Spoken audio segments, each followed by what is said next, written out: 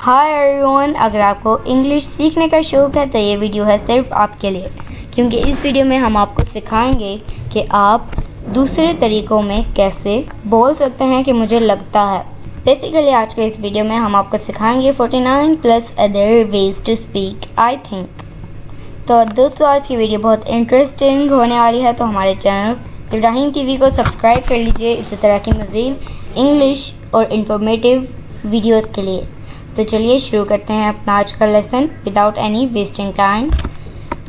49 other ways to speak I think. It seems to me that, it seems to me that, ये मुझे लगता है कि I am convinced that, I am convinced that, मैं इस बात का कायल हूँ। I hold the view that, I hold the view that, मेरा ख्याल है कि my belief is, my belief is, मेरा यकीन है।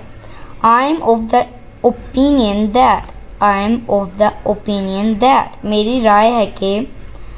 To my way of thinking, to my way of thinking, मेरे सोचने के अंदाज से।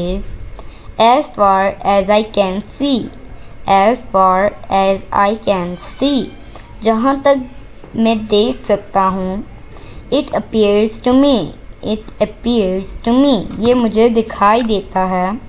इन my view, in my view, मेरी नज़र में। टू मी, टू मी, मुझको।